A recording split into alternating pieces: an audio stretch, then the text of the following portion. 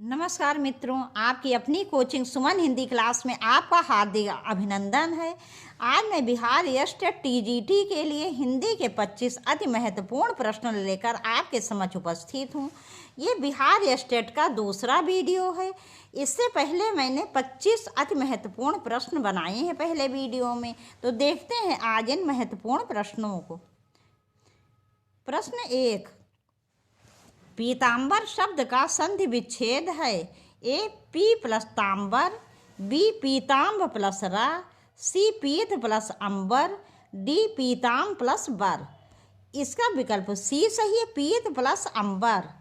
यहाँ पर दीर्घ स्वर संधि है। जहाँ दो समान स्वरों के मेल से दीर्घ होता है, बड़ा होता है, वहाँ दीर्घ स्वर संधि होती है। जैसे पीत में आ, जिस व्यंजन वर्ण में कोई मात्रा नहीं लगी होती, वहाँ आ का स्वर मिला होता है। तो पीत का आ और प्लस आ बराबर बड़ा आ, पीत प्लस अंबर बराबर पीतांबर, आ प्लस आ बराबर बड़ा आ। देखेंगे अगला प्रश्न। प्रश्न 2, नाभिक शब्द का संधि विच्छेद है।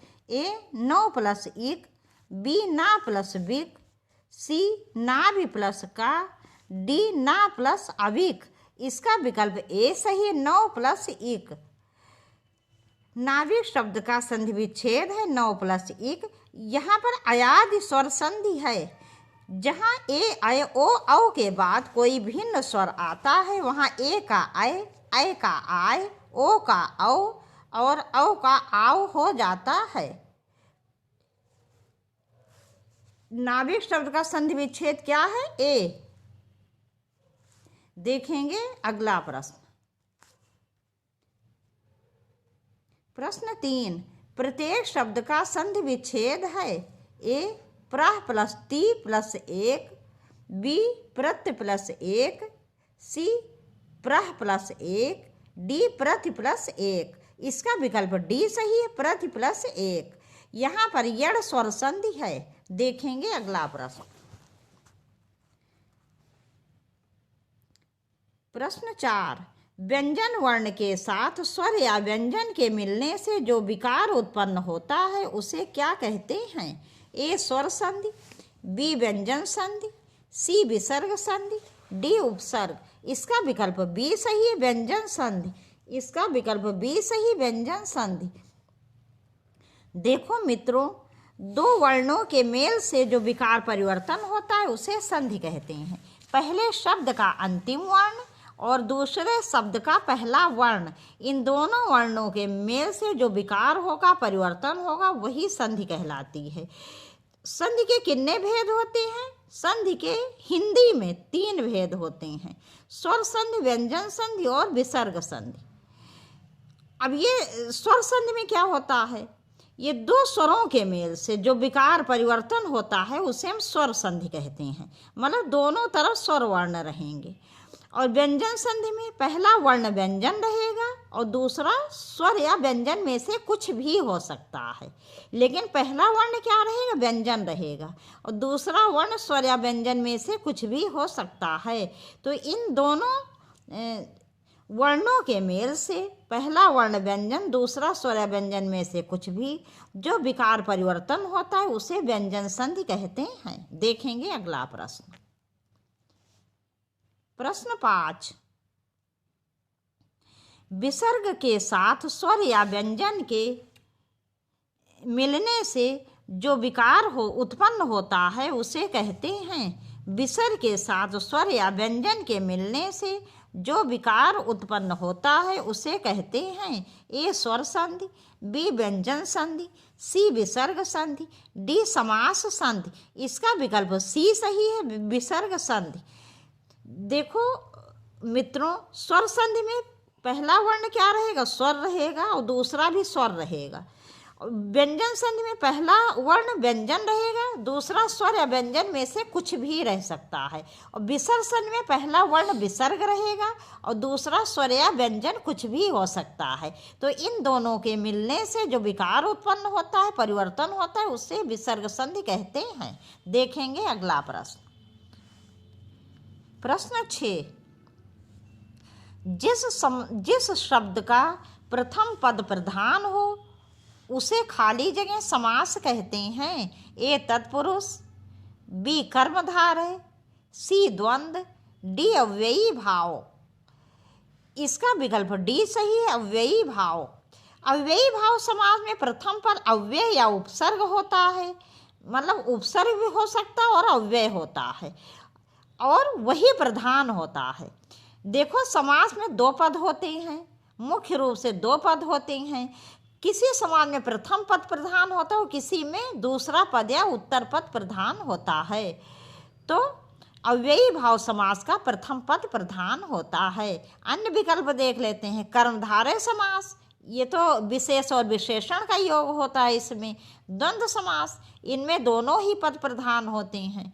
तत्पुरुष समास, इसमें उत्तर पद या दूसरा पद प्रधान होता है। देखेंगे अगला प्रश्न। प्रश्न 7, चतुरानन में कौन सा समास है? ए कर्मधारय, बी तत्पुरुष, सी बहुब्रीहि, डी अव्ययी भाव। इसका विकल्प सी सही है, बहुब्रीहि। इसका विकल्प सी सही, बहुब्रीहि। चतुरानन चार हैं आनन जिसके, अर्थात ब्रह्मा जी। कौन है? ब्रह्मा जी। देखो, जहाँ दोनों पदों का अर्थ प्रधान ना होकर एक तीसरा अर्थ निकलता है वही प्रधान होता है, मुख्य होता है, वहाँ बहुब्रीहि समास होता है। और बहुब्रीहि समास की सबसे बड़ी विशेषता ये है कि वो सिर्फ एक ही होते हैं। जैसे ब्रह्मा जी एक ही हैं। जैसे कि बीड़ा पाड़ी अगर आपके लिए आ जाए तो बीड़ा है हाथ में जिसके, अर्थात माँ सरस्वती। तो इस प्रकार से जहाँ दोनों पद प्रधान ना होकर एक तीसरे अर्थ की ओर संकेत होता है, एक तीसरा अर्थ निकलता, वहाँ बहुब्रीहि समास होता है और वो एक ही होते हैं, दो या चार नहीं होते। देखेंगे अगला प्रश्न। प्रश्न 8, प्रतिकूल में कौन सा समास है? ए द्विगु, बी द्वंद्व, सी कर्मधारय, डी अव्ययी भाव। इसका विकल्प डी सही है, अव्ययी भाव। यहाँ कूल मूल शब्द है और प्रति अव्यय है या उपसर्ग है। तो जहाँ पर पहला पद अव्यय या उपसर्ग होता है वहाँ पर अव्ययी भाव समास होता है। देखेंगे अगला प्रश्न। प्रश्न 9, देव जो महान है, यह किस समास का उदाहरण है? देव जो महान है, यह किस समास का उदाहरण है? ए कर्मधारय, बी बहुब्रीहि, सी तत्पुरुष, डी अव्ययी भाव। इसका विकल्प ए सही है, कर्मधारय समास। यहाँ पर देव की विशेषता बताई गई है, देव जो महान है, और जहाँ विशेष विशेषण का संबंध होता है वहीं कर्मधारय समास होता है। देखेंगे अगला प्रश्न। प्रश्न 10, शब्दों के सार्थक मेल को कहते हैं। ए वर्ण, बी शब्द, सी क्रिया, डी वाक्य। इसका विकल्प डी सही है, वाक्य। पूर्ण अर्थ व्यक्त करने वाले शब्दों के सार्थक समूह को या सार्थक मेल को वाक्य कहते हैं। देखेंगे अगला प्रश्न। प्रश्न 11, आप कल कहाँ गए थे? यह किस वाक्य का उदाहरण है? ए निषेधवाचक वाक्य, बी इच्छावाचक वाक्य, सी प्रश्नवाचक वाक्य, डी संकेतवाचक वाक्य। यहाँ विकल्प सी सही, प्रश्नवाचक वाक्य। यहाँ पर प्रश्नवाचक चिन्ह भी लगा है।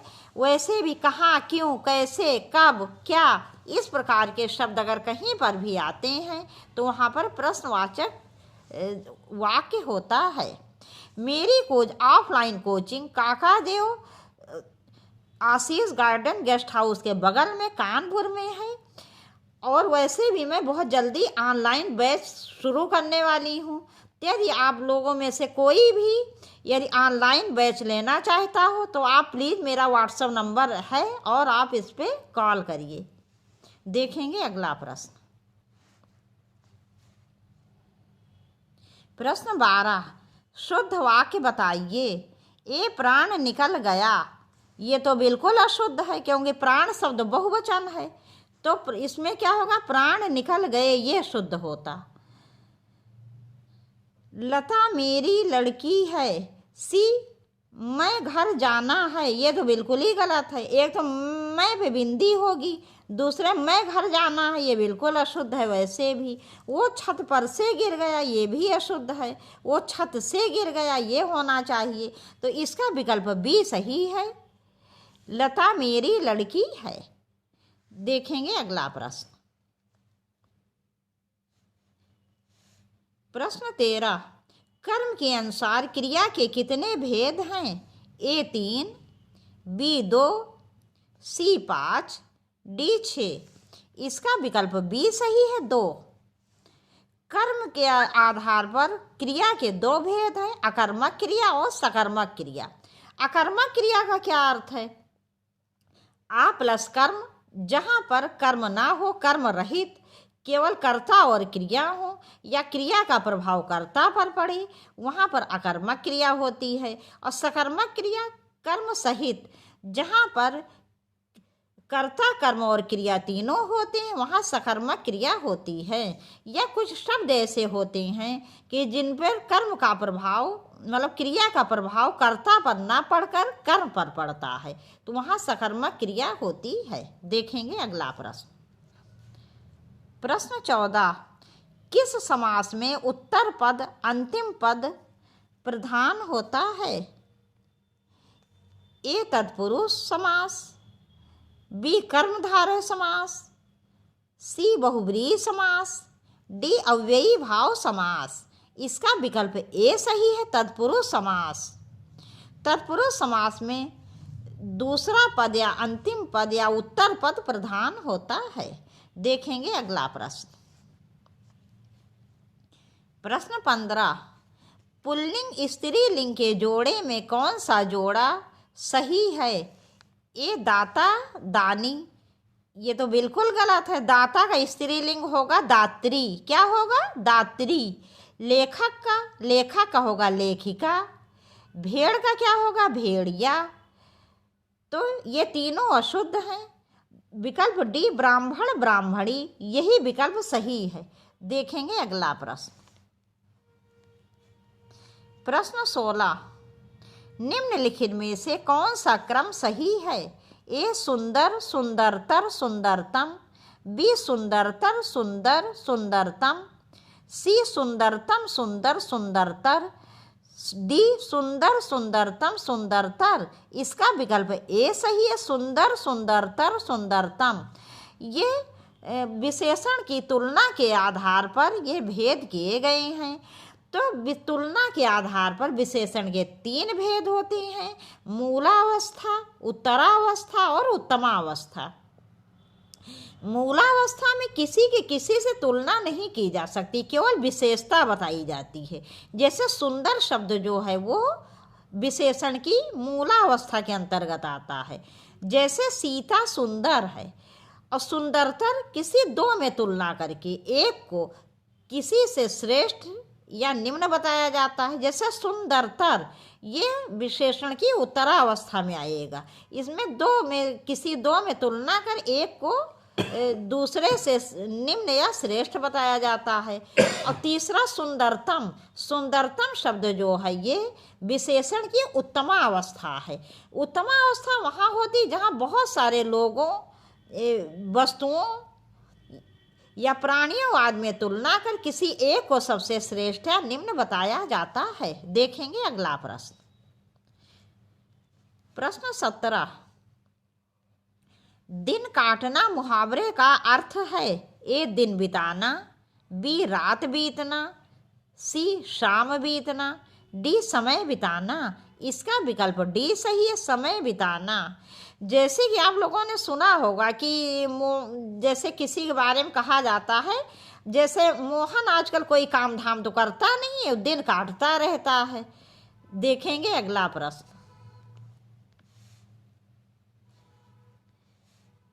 प्रश्न 18, बगल में छोरा नगर में ढिढोरा, लोकोक्ति का क्या अर्थ है? नगर में छोरा गुम हो जाना, बी नगर में शोर मचाना, सी नगर में घूमना, डी वस्तु के पास होने पर भी चारों ओर उसे ढूंढना। इसका विकल्प डी सही है, वस्तु के पास होने पर भी चारों ओर उसे ढूंढना। इस प्रकार के वाक्यों का प्रयोग, लोकोक्तियों का प्रयोग तो हम लोग अक्सर करते हैं। जैसे कोई चीज़ कभी हमें नहीं मिलती, फिर अचानक मिल जाती, वहीं पास में रखी होती है, तो हम लोग अक्सर कहते हैं कि बगल में छोरा नगर में ढिढोरा। देखेंगे अगला प्रश्न। प्रश्न 19, घोड़े बेचकर सोना मुहावरे का अर्थ है ए बेफिक्र होना, बी फिक्रमंद होना, सी घोड़ा बेचकर सोना खरीदना, डी चिंतित होना। इसका विकल्प ए सही है, बेफिक्र होना। इसका विकल्प ए सही है, बेफिक्र होना। जैसे कि बहुत से लोग बिल्कुल बेफिक्र होते, मस्त होते हैं, पता चले कल कोई एग्जाम है, पेपर है। खैर एक दिन पहले तो वैसे भी नहीं पढ़ना चाहिए ज़्यादा, नहीं बहुत से लोग होते हैं जैसे एक हफ्ते भी एग्जाम को बचा है लेकिन आराम से सो रहे हैं। उनको जो है बस सोने के अलावा पढ़ाई लिखाई से कोई मतलब ही नहीं। तो ऐसे लोगों के लिए मुहावरा जो है उचित है, घोड़े बेचकर सोना। देखेंगे अगला प्रश्न। प्रश्न 20, आस्तीन का सांप मुहावरे का अर्थ ए घर में सांप निकलना, बी कपटी मित्र, सी सच्चा मित्र, डी सांप मारना। इसका विकल्प बी सही, कपटी मित्र। कपटी मित्र मतलब आपके पास रहकर ही आपके लिए बुरा सोचना, बुरा करना, इसका अर्थ ये हुआ कपटी मित्र। देखेंगे अगला प्रश्न। प्रश्न 21, कांटा निकालना मुहावरे का अर्थ है ए बाधा उत्पन्न होना, बी कांटा चुभना, सी मायूस होना, डी बाधा दूर होना। इसका विकल्प डी सही, बाधा दूर होना। कांटा निकालना मतलब जो कांटा जो चुभा तो निकल गया, इसका अर्थ क्या है, बाधा दूर हो जाना। देखेंगे अगला प्रश्न। पहाड़ टूट पड़ना मुहावरे का अर्थ क्या है ए भारी विपत्ति आना, बी संकट टलना, सी पहाड़ का घूमना, डी इनमें से कोई नहीं। इसका विकल्प ए सही, भारी विपत्ति आना। देखेंगे अगला प्रश्न। प्रश्न 23, चादर से बाहर पैर पसारना मुहावरे का अर्थ है ए चादर ओढ़कर सो जाना, बी चादर से पैर ढक लेना, सी कंजूस होना, डी आय से अधिक व्यय करना। इसका विकल्प डी सही है, आय से अधिक व्यय करना। तो चादर से बाहर पैर पसारना का अर्थ है आय से अधिक व्यय करना।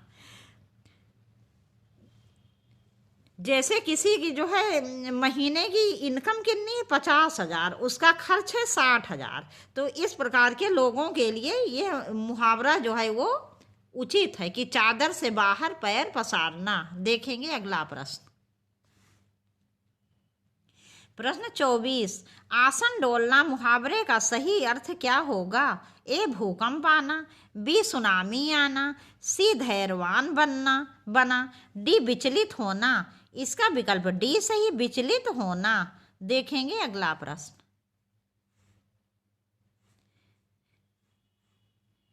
प्रश्न 25 तथा इस वीडियो का अंतिम प्रश्न, इनमें से कौन सा वाक्य अशुद्ध है। यहाँ अशुद्ध पूछा गया है।